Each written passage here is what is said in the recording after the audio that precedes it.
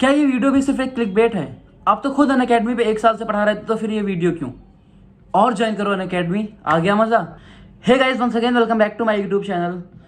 For those of you who don't know me, myself Abhyuday, currently a second year MBBS student at AIIMS Delhi. I was also All India rank 17 with a score of 710 marks out of 720 in NEET 2020. तो आपने video का title तो देख ही लिया होगा। Do you know how much powerful is Unacademy? Unacademy इतना powerful है कि मुझे ये वीडियो बनाते हुए भी डर लग रहा है कि इस वीडियो के बाद क्या होगा। I don't know the result, but जो सच्चाई है वो मैं इस वीडियो में आपको बता के ही रहूँगा। सो कहानी की शुरुआत होती है मई 2021 से, जब मैंने अनअकैडमी ज्वाइन की थी पहली बार। जब मैंने अनअकैडमी को ज्वाइन किया था पिछले साल, तो इतना हेट नहीं था अनअकैडमी को लेकर जितना इस समय प्रेजेंट टाइम में है। उस समय अनअकैडमी को लोग प्यार करते थे और उस समय अनअकैडमी पे बिल्कुल भी हेट नहीं था। थोड़े बहुत हेट थे, थोड़े बहुत हेट सबके होते हैं।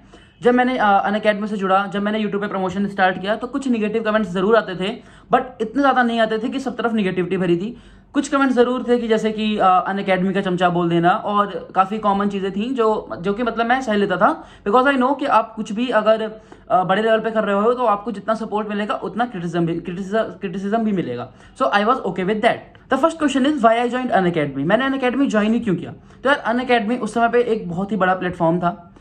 फिर उसके बाद जो उसके को फाउंडर हैं वो लकीली रोमन सैनी हैं, मतलब कि वो हमारे एम्स से ग्रेजुएट हैं। सो हमारा एक खुद का कनेक्शन था कि अनअकैडमी मतलब जो फाउंड किए उन्होंने वो एम्स दिल्ली से पढ़े हैं। सो अगर हम वहाँ पे टीचिंग करेंगे तो that will be good for us, वो हमारे लिए अच्छा होगा। And the third thing is कि हम खुद भी सेल्फ इंडिपेंडेंट बन रहे थे, कि मतलब पैसे मिल रहे थे। ऑब्वियसली पैसे किसको पसंद नहीं है, पैसे किसको काटता है? जिसको पैसे मिलेंगे उसको अच्छा लगेगा। So the third point was कि मैं सेल्फ इंडिपेंडेंट बन रहा था। And the fourth point was कि अनअकैडमी जो थी उस समय, जब वो कंपनी ऐसी थी कि वो बड़ी कंपनी थी, और वहाँ पे जो भी टीचर था वहाँ पे एज अ टीचर मुझको काफ़ी स्किल्स सीखने को मिल रहे थे, काफ़ी स्टूडेंट्स को पढ़ाने का मौका मिल रहा था जो मुझे शायद कहीं और नहीं मिल पाता। इसीलिए इन 4 पॉइंट्स की वजह से मैंने अनअकैडमी ज्वाइन करी थी मई 2021 में। सब कुछ सही था, थोड़े अप्स एंड डाउन जरूर थे, बट सब कुछ सही चल रहा था। जनवरी तक सब कुछ सही था। बीच में मेरे MBBS के पेपर्स भी आते थे, बट मैं किसी तरह से चीज़ों को मैनेज कर रहा था। जनवरी में आपको पता भी होगा कोविड का टाइम था। जैसे ही कोविड का टाइम आता है, बच्चे फिर से ऑनलाइन एजुकेशन की तरफ बहुत तेजी से भागते हैं as compared to offline education. तो जनवरी फरवरी में जब यहाँ पे कोविड की वेव थी इंडिया में, तो जनवरी के मंथ में क्या हुआ, मैंने अपने यूट्यूब पे फिर से मैं रेगुलर हुआ। जैसा कि आपको पता है मैं यूट्यूब पे ज़्यादा रेगुलर नहीं रहता था, यूट्यूब में फिर से रेगुलर हुआ जैन के मंथ में। मैंने जनवरी में लगातार 4-5 वीडियोस पब्लिश करी, जिनमें से एक वीडियो ये थी जो आप देख पा रहे हो, best way to study physics NCERT, जिसपे अभी आप देख सकते हो प्रेजेंट टाइम में 6.5 लाख से ज्यादा लोगों ने देखी। मतलब इतनी ज्यादा लोगों को पसंद आई। इसकी वजह से मेरे सब्सक्राइबर इंक्रीज बहुत ज्यादा हुए। सिर्फ यही वीडियो नहीं, मेरी 3 वीडियोस लगातार थी जिनके 1-1 लाख के ऊपर व्यूज आए, और वो भी बहुत जल्द व्यूज आए। तो उसकी वजह से जो मेरा यूट्यूब का सब्सक्राइबर था वो 23,000 से बढ़कर 39,000 हो गया, और जो टेलीग्राम के सब्सक्राइबर थे वो भी 10 से 12,000 बढ़ गए। ठीक है, मैं अगर हम एग्जैक्ट डाटा की बात करूं तो 32,000 से बढ़कर 43,000 हो गए।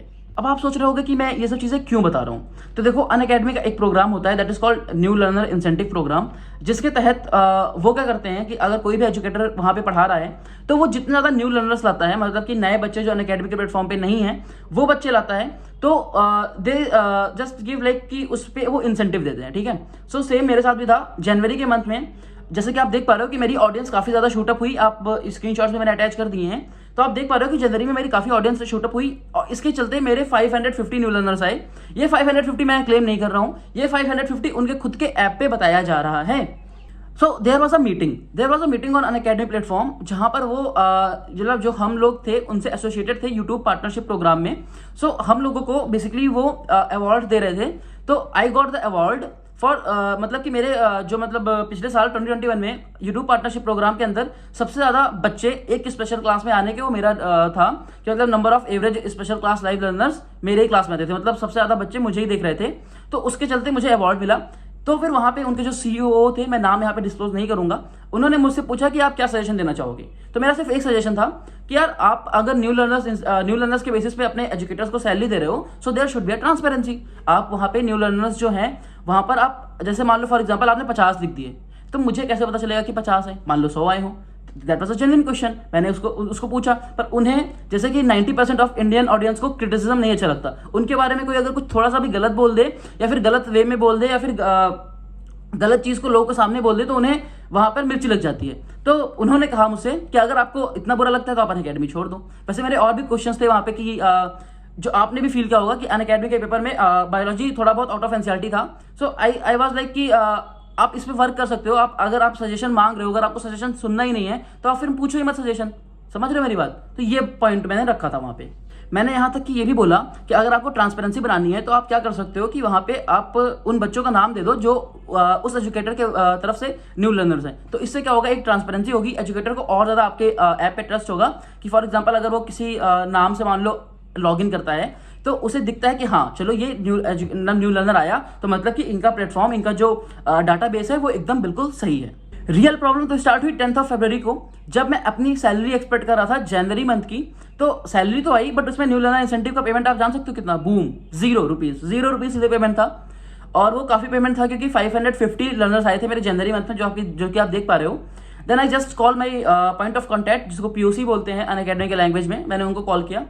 दे सेड कि काफ़ी एजुकेटर्स का पैसा जो है वो रुका हुआ है और ठीक है वो आपका अप्रैल तक आ जाएगा। तो उन्होंने कहा कि आप अपने फैक्ट्स दे दो कि आप कैसे कह रहे हो कि 550 लर्नर्स आए। तो मैंने उनको यूट्यूब और टेलीग्राम का अपने सब्सक्राइबर इंक्रीज का स्क्रीनशॉट भेजा कि सर ऐसी ऐसी चीज़ें, 10 से 15 हज़ार लोग बढ़े हैं तो उसमें से 500 लोग अनअकैडमी पे ऑब्वियसली आ सकते हैं, क्योंकि मैं अपने वीडियोज़ में अनअकैडमी को प्रमोट करता था। उन्होंने मुझसे कहा कि आपके 65% लर्नर्स फ्रॉड हैं। तब मेरा जो दिमाग था वो घूम गया कि 65% learners fraud, what do you mean by fraud?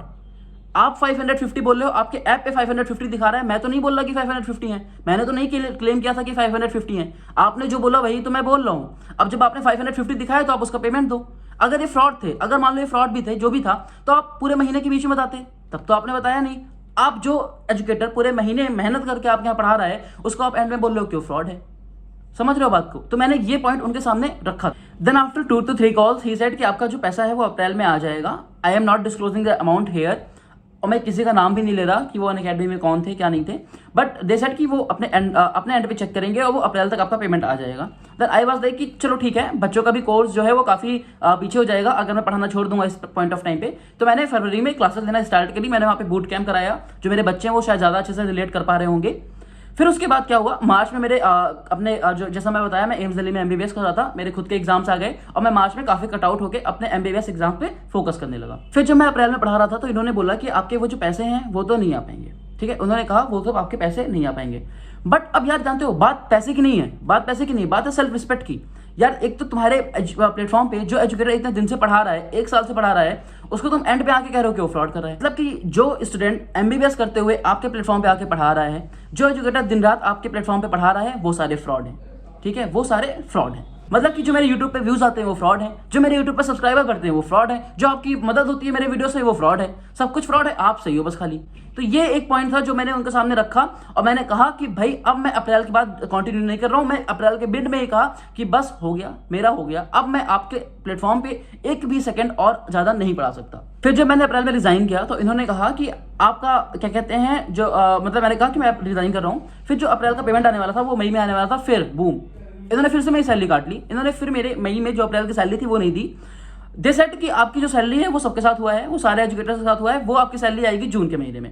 आज प्रेजेंटली 16 जून हो चुकी है और मुझे कोई भी पेमेंट उनकी तरफ से नहीं मिला है। सो अब बहुत हो गया इंतजार, आप रख लो अपने पैसे अपने पास, बट मुझे अपनी सेल्फ रिस्पेक्ट अपने पास रखने दो और मुझे अपनी ऑडियंस को बताने दो कि ये जो आपने मेरे साथ किया था वो किस हद तक सही था और किस हद तक गलत था। फिर उसी दिन आपको याद भी होगा मैंने अप्रैल के महीने में ही क्या कहते हैं अपना खुद का ऐप खोला, दैट इज कॉल्ड ऑक्सिन, जिसपे मैं पढ़ा रहा हूँ, खुद पढ़ा रहा हूँ, कम से कम किसी के अंडर नहीं पढ़ा रहा हूँ। यहाँ पे एटलीस्ट मैं फोकस कर पा रहा हूँ कि मेरे जो मैं पढ़ा रहा हूँ वो कितना अच्छा पढ़ा रहा हूँ। एटलीस्ट ये नहीं हो रहा है कि मैं कितने ज्यादा बच्चे ला रहा हूँ। वहां पर क्या कहते हैं ये इस पे फोकस नहीं होता कि आप कितना अच्छा पढ़ा रहे हो, आप चाहे जितनी अच्छी टीचिंग कर लो, दैट डजंट मीन। वहां पर ये मैटर करता है कि आप कितने ज्यादा बच्चों को क्लास में जोड़ पा रहे हो, कितने ज्यादा बच्चे आपको देख रहे हैं, उसके बेसिस पे आपकी क्या कहते हैं टीचिंग को आंका जाता है। बाकी ये वीडियो मैंने आज ही क्यों बनाया, मैं ये वीडियो इतने दिनों से हो रहा था, 3-4 महीने हो गए, तब क्यों नहीं बना दिया, उसी समय क्यों नहीं बना दिया वीडियो।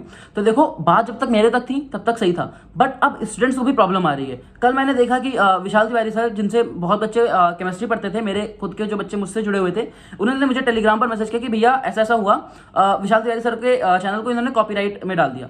मतलब कि वो बच्चे जो इतने साल से पढ़ रहे थे, जो उनके वीडियोस देख रहे थे, उनके वीडियोस को फिर से वो रिकॉर्डिंग वीडियोस को देख रहे थे, जहां से वो पढ़ाई कर रहे थे, उनके जो टीचर है उनके सारे वीडियोस गायब हो गए, जो सारे मटेरियल्स थे वो गायब हो गए, जो भी था बच्चों को इतनी प्रॉब्लम आ रही है कि आप सोच भी नहीं सकते। जो बच्चे यहाँ पे विशाल सर से पढ़ रहे थे वो रिलेट शायद कर पाएंगे। आप खुद से सोच के देख सकते हो कि एक महीने बाद हम क्या कहते हैं नीट के बच्चों का पेपर है, 17 जुलाई को पेपर है, उनको कितनी ज्यादा दिक्कत आ रही होगी। जिस मटेरियल से वो पढ़ रहे थे उस मटेरियल को गायब कर देना। एटलीस्ट आप उस टीचर के बारे में मत सोचो, बट एटलीस्ट आप उन बच्चों के बारे में तो सोचो जो जिनका 17 जुलाई को पेपर होने वाला है। ठीक है, थैंक्स। बाकी जो भी मुझे वीडियो में बोलना था मैंने जितनी सच्चाई हो पाई उतनी सच्चाई बोली है। बाकी अगर आप मेरे साइड हो तो वीडियो लाइक कर देना, शेयर कर देना। बाकी अगर आपको भी ऐसा लगता है कि जो अनअकैडमी ने किया वो सही था, तो जो अनअकैडमी ने किया अगर वो सही था तो जो मैं कर रहा हूँ वो गलत कैसे, और अगर वो गलत थे तो जो मैं कर रहा हूँ वो तो बिल्कुल सही है।